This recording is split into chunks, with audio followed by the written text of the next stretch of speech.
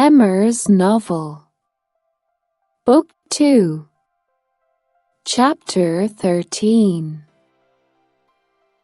Emmer continued to entertain no doubt of her being in love. Her ideas only varied as to the how much. At first, she thought it was a good deal, and afterwards, but little. She had great pleasure in hearing Frank Churchill talked of, and, for his sake, greater pleasure than ever in seeing Mr. and Mrs. Weston. She was very often thinking of him, and quite impatient for a letter, that she might know how he was, how were his spirits, how was his aunt, and what was the chance of his coming to Randalls again this spring. But, on the other hand, she could not admit herself to be unhappy, nor, after the first morning, to be less disposed for employment than usual. She was still busy and cheerful, and, pleasing as he was, she could yet imagine him to have faults, and farther, though thinking of him so much, and, as she sat drawing or working, forming 1,000 amusing schemes for the progress and close of their attachment, fancying interesting dialogues, and inventing elegant letters, the conclusion of every imaginary declaration on his side was that she refused him. Their affection was always to subside into friendship. Everything tender and charming was to mark their parting, but still they were to part. When she became sensible of this, it struck her that she could not be very much in love, for in spite of her previous and fixed determination never to quit her father, never to marry, a strong attachment certainly must produce more of a struggle than she could foresee in her own feelings. "I do not find myself making any use of the word sacrifice," said she. "In not one of all my clever replies, my delicate negatives, is there any allusion to making a sacrifice. I do suspect that he is not really necessary to my happiness. So much the better. I certainly will not persuade myself to feel more than I do. I am quite enough in love. I should be sorry to be more." Upon the whole, she was equally contented with her view of his feelings. He is undoubtedly very much in love. Everything denotes it. Very much in love indeed. And when he comes again, if his affection continue, I must be on my guard not to encourage it. It would be most inexcusable to do otherwise, as my own mind is quite made up. Not that I imagine he can think I have been encouraging him hitherto. No, if he had believed me at all to share his feelings, he would not have been so wretched. Could he have thought himself encouraged, his looks and language at parting would have been different. Still, however, I must be on my guard. This is in the supposition of his attachment continuing what it now is, but I do not know that I expect it will. I do not look upon him to be quite the sort of man. I do not altogether build upon his steadiness or constancy. His feelings are warm, but I can imagine them rather changeable. Every consideration of the subject, in short, makes me thankful that my happiness is not more deeply involved. I shall do very well again after a little while, and then it will be a good thing over. For they say everybody is in love once in their lives, and I shall have been let off easily." When his letter to Mrs. Weston arrived, Emma had the perusal of it, and she read it with a degree of pleasure and admiration which made her at first shake her head over her own sensations, and think she had undervalued their strength. It was a long, well-written letter, giving the particulars of his journey and of his feelings, expressing all the affection, gratitude, and respect which was natural and honorable, and describing everything exterior and local that could be supposed attractive, with spirit and precision. No suspicious flourishes now of apology or concern. It was the language of real feeling towards Mrs. Weston, and the transition from Highbury to Enscombe, the contrast between the places and some of the first blessings of social life was just enough touched on to show how keenly it was felt, and how much more might have been said but for the restraints of propriety. The charm of her own name was not wanting. Miss Woodhouse appeared more than once, and never without a something of pleasing connection, either a compliment to her taste, or a remembrance of what she had said, and in the very last time of its meeting her eye, unadorned as it was by any such broad wreath of gallantry, she yet could discern the effect of her influence and acknowledge the greatest compliment perhaps of all conveyed. Compressed into the very lowest vacant corner were these words: "I had not a spare moment on Tuesday, as you know, for Miss Woodhouse's beautiful little friend. Pray make my excuses and adieus to her." This, Emma could not doubt, was all for herself. Harriet was remembered only from being her friend.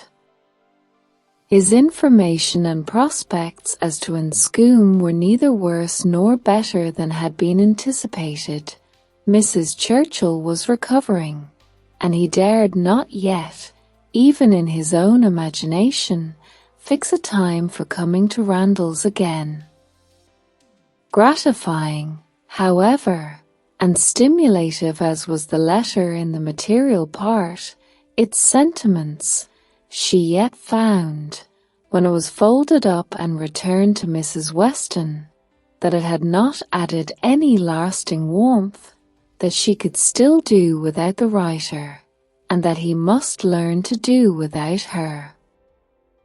Her intentions were unchanged. Her resolution of refusal only grew more interesting by the addition of a scheme for his subsequent consolation and happiness. His recollection of Harriet, and the words which clothed it, the beautiful little friend, suggested to her the idea of Harriet's succeeding her in his affections. Was it impossible? No. Harriet undoubtedly was greatly his inferior in understanding, but he had been very much struck with the loveliness of her face and the warm simplicity of her manner, and all the probabilities of circumstance and connection were in her favor.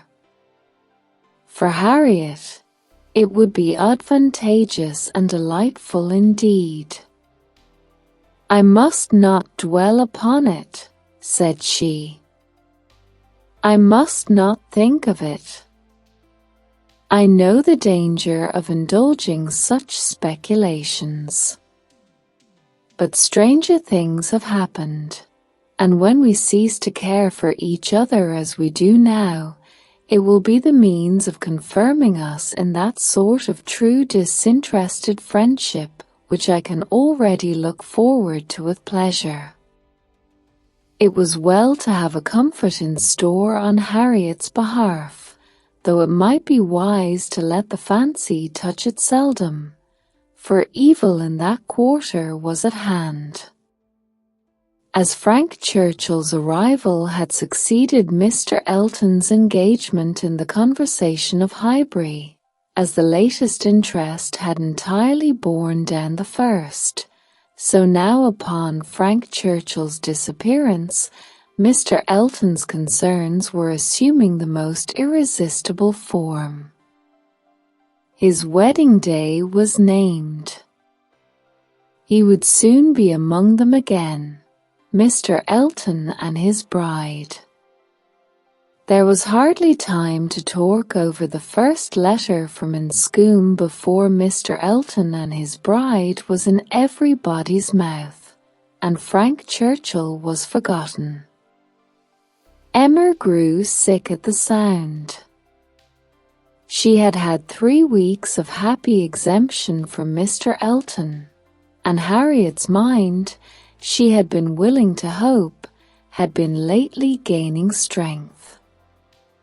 With Mr. Weston's ball in view at least, there had been a great deal of insensibility to other things, but it was now too evident that she had not attained such a state of composure as could stand against the actual approach, new carriage, bell ringing, and all. Poor Harriet was in a flutter of spirits which required all the reasonings and soothings and attentions of every kind that Emma could give. Emma felt that she could not do too much for her, that Harriet had a right to all her ingenuity and all her patience, but it was heavy work to be forever convincing without producing any effect, forever agreed to her, without being able to make their opinions the same. Harriet listened submissively, and said it was very true. It was just as Miss Woodhouse described.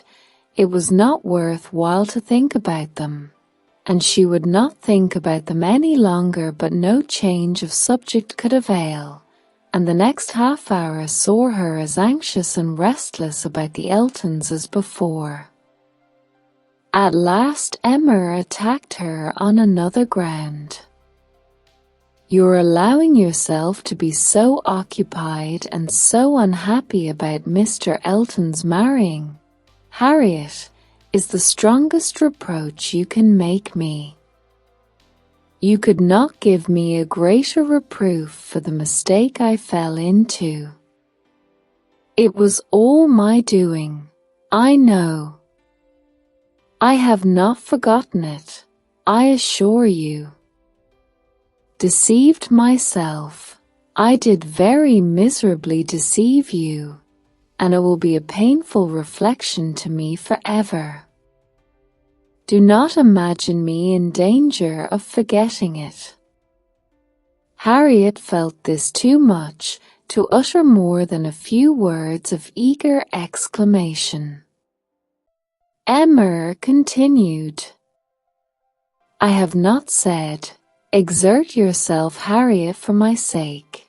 Think less, talk less of Mr. Elton for my sake, because for your own sake rather, I would wish it to be done, for the sake of what is more important than my comfort, a habit of self-command in you, a consideration of what is your duty, an attention to propriety, an endeavor to avoid the suspicions of others, to save your health and credit, and restore your tranquillity.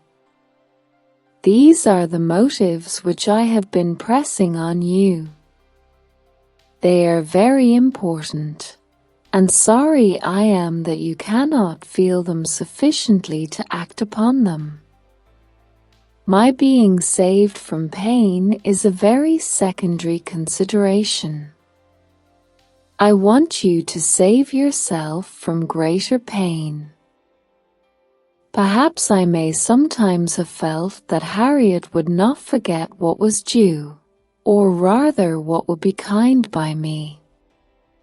This appeal to her affections did more than all the rest. The idea of wanting gratitude and consideration from Miss Woodhouse, whom she really loved extremely, made her wretched for a while, and when the violence of grief was comforted away, still remained powerful enough to prompt to what was right and support her in it very tolerably. You, who have been the best friend I ever had in my life, want gratitude to you. Nobody is equal to you. I care for nobody as I do for you. Miss Woodhouse, how ungrateful I have been. Such expressions, assisted as they were by everything that look and manner could do, made Emma feel that she had never loved Harriet so well, nor valued her affections so highly before. There is no charm equal to tenderness of heart, said she afterwards to herself. There is nothing to be compared to it. Warmth and tenderness of heart, with an affectionate, open manner, will beat all the clearness of head in the world. For attraction, I am sure it will. It is tenderness of heart which makes my dear father so generally beloved, which gives Isabella all her popularity. I have it not, but I know how to prize and respect it. Harriet is my superior in all the charm and all the felicity it gives. Dear Harriet, I would not change you for the clearest-headed, longest-sighted, best-judging female breathing. The coldness of a Jane Fairfax. Harriet is worth 100 such, and for a wife, a sensible man's wife, it is invaluable. I mention no names, but happy the man who changes Emma for Harriet.